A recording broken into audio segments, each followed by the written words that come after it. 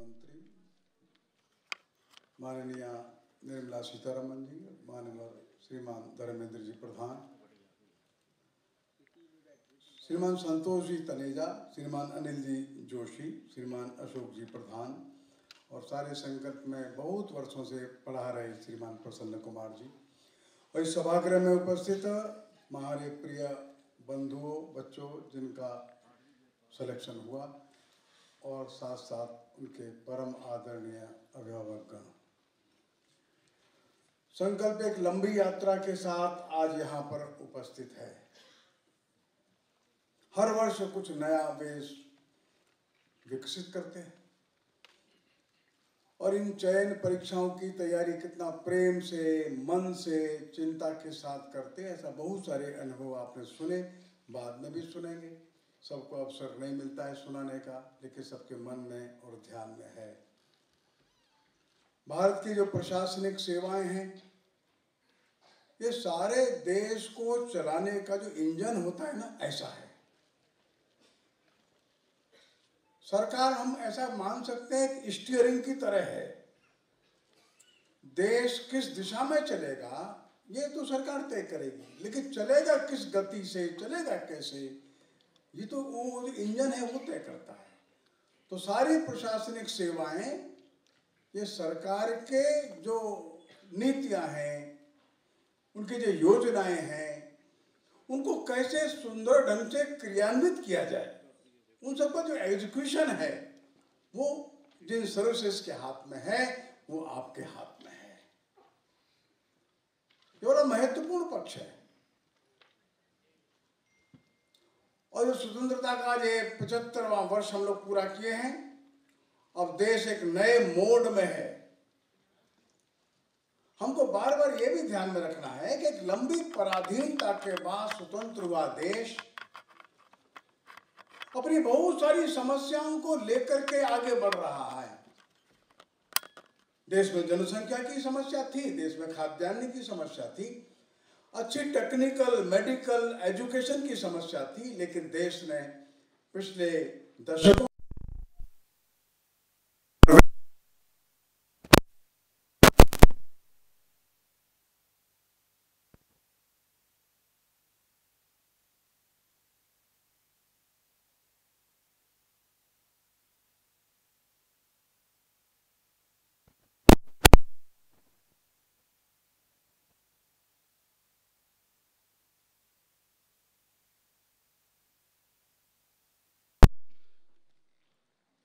इन सब दिशाओं में ध्यान में आता है कि हर एक देश अपने अपनी भौतिक उन्नति करता है और अपनी अपनी शक्ति को कैसे बढ़ाया जाए इसके लिए प्रयत्न करता है।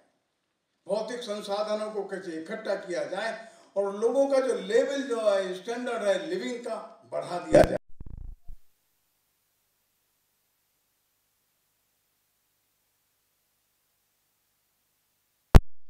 हमारे देश के ऊपर कुछ और भी उत्तरदायित्व है, हमारे देश के ऊपर कुछ और जिम्मेदारी है। कि सारी दुनिया भिन्न भिन्न प्रकार के मॉडल देखते देखते परेशान हो गई है। ये देश एक नई जिम्मेदारियों के साथ और अपनी एक सनातन जिम्मेदारी को ध्यान में रख करके आगे बढ़ेगा, ये अधिक मूल्यवान बात है। और इसलिए हम जिन सेवाओं में जा रहे हैं, अब इस बात की चिंता अपने को कर ली है, भविष्य में ये सारे देश की व्यवस्थाएं जो हैं उनका ओरिएंटेशन किधर होगा। और इसलिए कुछ मौलिक फंडामेंटल बातें अपने को ध्यान में रखनी है। बाकी जो सामान्य बातें बहुत लोग बताएंगे, आप क्रियाशील रहिए, कर्मठ रहिए, काम करिए, ईमानदारी, सत्यनिष्ठा, प्रामाणिकता, ये सब बातें आपको बताई जाएंगी, आप ध्यान रखिए। मैं कुछ 2-3 बातें दूसरी बताता हूं। बंधुआ, सारी दुनिया हमको देख रही है। कुछ बात है कि हम चलते हैं, रूस बिखर जाता है, जेकोस्लोवाकिया टूट जाता है, पाकिस्तान 2 टुकड़े होता है, यूके में से स्कॉटलैंड अलग होना चाहता है, लेकिन भारत एक रहता है। इस एकता के पीछे, इसके पीछे कुछ आध्यात्मिक भाव है, वो भारत की विशेषता है, ये ध्यान में रखना है हमको। हम इतनी डाइवर्सिटीज के साथ एक हैं कैसे? भाषी है, ये पंजाबी भाषी है, हिंदी भाषी है, वो बांग्ला भाषी है, ये शैव मत का है, वो वैष्णव मत का है, वो पारसी है, वो सिख है, जैन है, बौद्ध है, मुसलमान है, इन सबको साथ लेकर के देश कैसे चलता है, वो जो भाव है चलाने का, वो हमारी इंक्लूसिवनेस है। हम सबको अपना मानते हैं, सारे जगत को अपना मानते हैं, हम किसी को बिराना नहीं मानते, किसी को दुश्मन नहीं मानते, कुछ हमारे नहीं, ये हमारे और ये बिराने, ये कंसेप्ट भारत का नहीं है, ये मौलिक और फंडामेंटल बात है। हमने ड्यूअलिज्म को कभी प्रश्रय नहीं दिया, और भारत के किसी भी ग्रंथ में ये भाषा आप नहीं पाएंगे, ये हमारे वे हमारे नहीं, कहीं नहीं पाएंगे। वैदिक साहित्य से लेकर के और संविधान की भाषा तक ये ड्यूअलिज्म की भाषा भारत ने कभी स्वीकार नहीं की। हम भारतीयता कहते हैं तो भारतीयता का बोध एकात्म बोध है, हम किसी को अपने से दूर नहीं मानते, और इसलिए पॉलिसीज का जब निर्माण करना है हमको और आपको जब एग्जीक्यूशन करना है और निर्माण में भी भूमिका निर्वाह करनी है, एक मौलिक बात ध्यान में रखना, वो छोटे से छोटा गरीब बालक दूर गांव में रहता है, वनवासी क्षेत्र में रहता है, बंबई में रहता है, दिल्ली की पॉश कॉलोनी में रहता है, इन सब के बीच में एक रिलेशनशिप है, एक आत्मीयता का भाव है, द्वैत नहीं है, ड्यूअलिज्म नहीं है। हमको ध्यान में रखना होगा, वो छोटी चिड़िया भी कहीं जंगल में रहती है, पेड़ है, वृक्ष है, जीव है, जगत है, इस सब के साथ मिलकर के पॉलिसीज बनानी है।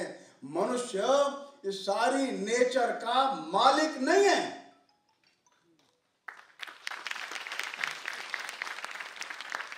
पश्चिमी जगत ने एक सिद्धांत प्रिंसिपल क्रिएट किया, man is the crown of this creation. No, we reject this principal.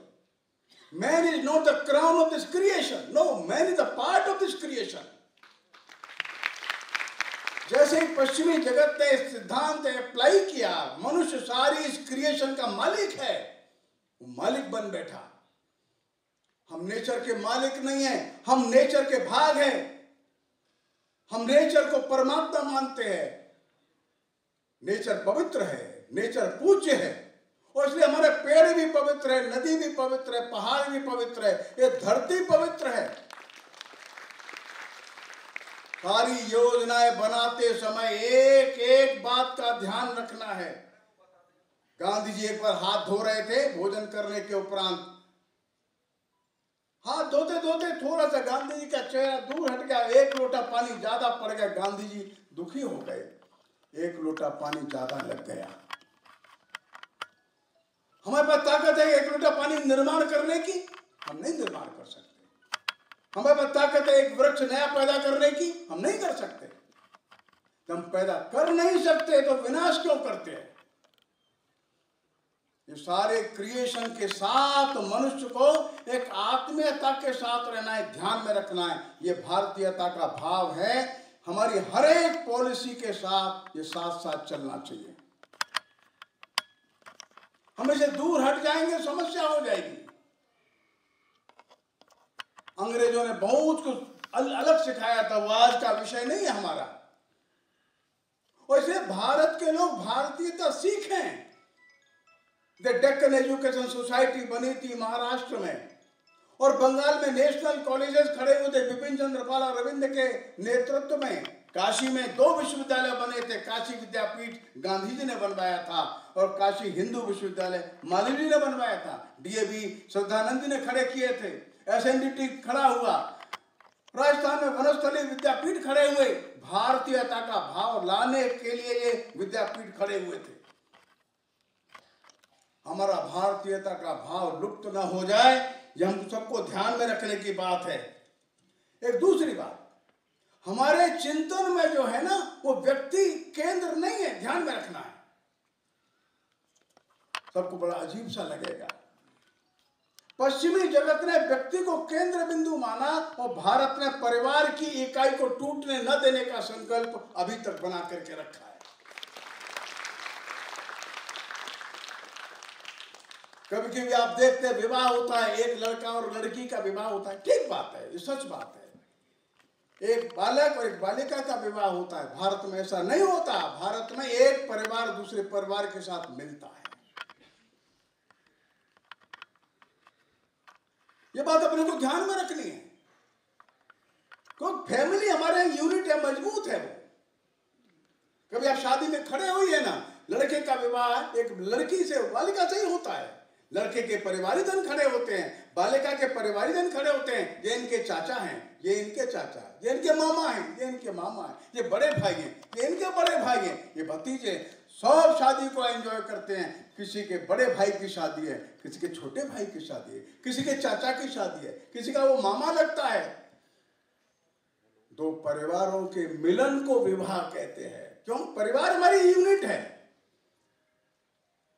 हमको अपने परिवार की यूनिट को पक्का मजबूत बना करके रखना है। परिवार की इकाई को खंडित नहीं होने देना है।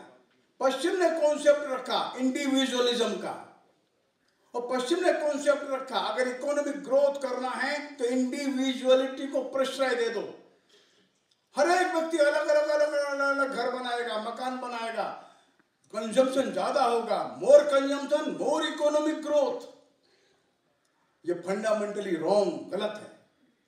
हमारा देश कहता है मिनिमम कंजम्पशन। हमको इस धरती में से कम उपभोग करने की आवश्यकता है। अधिक से अधिक कंजम्पशन करते करते हम कहां पहुंच गए? अब कितना धुआं है, कितना एक्सप्लॉयटेशन है, कितना पोल्यूशन है, ग्लोबल वार्मिंग है, कितना इंसेक्टिसाइड्स है, कितना पेस्टिसाइड्स है। और इसलिए भारतीयता का दूसरा सिद्धांत यह है कि हम मिनिमम कंजम्पशन का काम करें। कम से कम उपयोग कैसे होगा, कम से कम उपभोग कैसे होगा? अब तय करो ना, 4 जोड़ी कपड़ा रखना है, 5 जोड़ी कपड़ा रखना, बस लिमिट लगाओ। हम घरों में जाते हैं, देखते हैं ड्रॉर के ड्रॉर सूट खड़े, सैकड़ों प्रकार के पैंट है, 50 प्रकार का कोट है। कहां से आता है, क्यों आता है, आवश्यकता क्या है? भ्रष्टाचार की जो जड़ है ये कंजम्पशन है, ध्यान में रखना। जिस दिन आपको ध्यान में आ जाएगा इसकी आवश्यकता नहीं, इसकी आवश्यकता नहीं, जरूरत नहीं, मेरे को परमात्मा ने जितना वेतन दिया उतना पर्याप्त है मेरे लिए। अपनी आवश्यकताओं को कम करते ही आप ईमानदार हो जाएंगे, और अपनी आवश्यकताओं को बढ़ाने के बाद ईमानदारी को बनाए रखना बड़ा मुश्किल हो जाएगा। ध्यान में रखना, हम जहां जाएंगे वहां धीरे धीरे ताकतवर हो जाएंगे, ये पक्की बात है। हमारे अधिकार भी बढ़ जाएंगे। अधिकार के बढ़ने के साथ साथ अपने साथ जो लोग हैं उन सब के प्रति हमारी आत्मीयता का भाव, करुणा का भाव, प्रेम का भाव कम ना हो जाए। बंगाल के मुख्यमंत्री थे, उन्होंने प्रधानमंत्री कहा जाता था विधान चंद्र राय, डॉक्टर BC रे। एक दिन अपने कार्यालय से निकल रहे थे, मुख्यमंत्री का जो कार्यालय था और फिर वहां से निकल रहे थे। संध्या का समय था, 6:30 बज रहा था, अंधेरा हो रहा था। खांसने की आवाज आई, विधान चंद्र राय रुक गए। वो डॉक्टर थे, वो टीबी एंड चेस्ट के प्रमुख थे। कौन खांस रहा है? तो लोगों ने पीछे मुड़ के देखा, एक चौकीदार ताला लगा रहा है, एक कमरे खांस रहा है।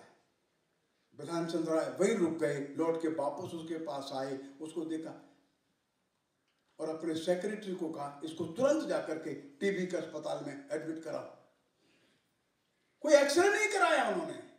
खांसी की आवाज और पेशेंट को देख करके doctor Bidhan Chandra Rai, chief minister of Bengal, वो डायग्नोसिस कर दिए इसको टीबी है, तुरंत एडमिट कराओ। रोजाना हाल पूछते थे, खाने का क्या है उसका, उसको फल पहुंचा कि नहीं पहुंचा। प्रतिदिन सायंकाल डॉक्टर उनको ब्रीफ करता था। He was the chief minister and that person was simply peon of the office of chief minister. जब विधान चंद्र राय मर गए, स्वर्गवास हो गया, तो इस श्रद्धांजलि देने के लिए ये पियोन जो था आया, उसने कहा नहीं मेरे को 2 मिनट बोलने का अवसर दीजिए। बोला, उसने यही कहा, मैं नहीं मानता वे मुख्यमंत्री थे, लेकिन वे मेरे परिवार के गार्जियन थे।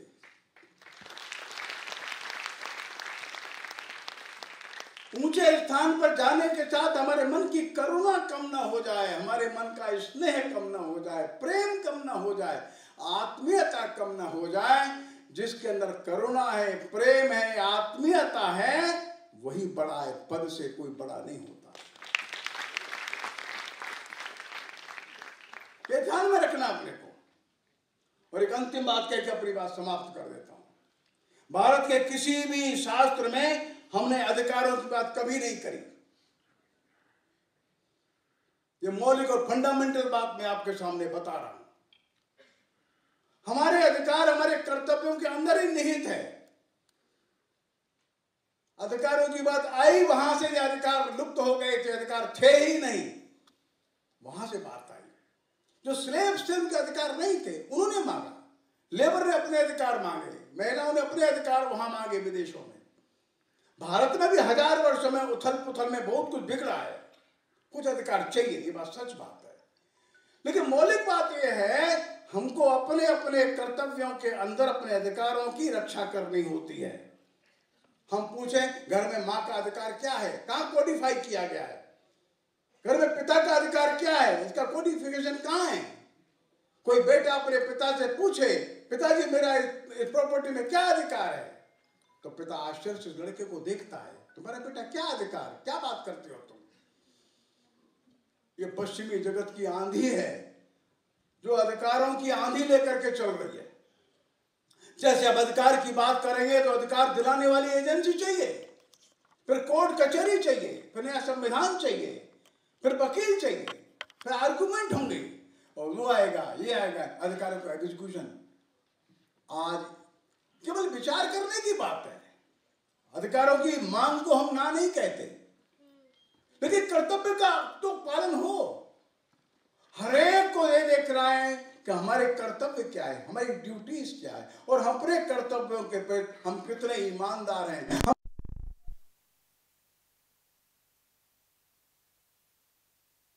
अधिकार मांगने कभी नहीं पड़े, अधिकार अपने आप उसके पीछे आते हैं। आप एक नए युग में जा रहे हैं, नए फेज में जा रहे हैं। इन भारत की मौलिकताओं को पक्का ध्यान में रखिए। आगे व्यवस्थाओं में बड़ा परिवर्तन देश करने वाला है। नई नई व्यवस्थाएं आएंगी, पुरानी व्यवस्थाओं में भारतीयता कैसे लाई जाएगी? जैसे धर्मेंद्र जी ने बताया है, एजुकेशन में भारतीयता चाहिए। Mathematics, physics, chemistry, zoology, botany, medical science, engineering सब पढ़ो, लेकिन भारतीयता की दृष्टि से पढ़ो, भारतीयता के भावों से पढ़ो, और भारतीयता को ध्यान में रखकर उनका उपयोग करो। तो सारा विश्व जो एक मौलिक अभाव में से गुजर रहा है, उसको दृष्टि देने का काम केवल और केवल भारत करेगा, और बड़ी जिम्मेदारी आप सबके पास है। नमस्कार।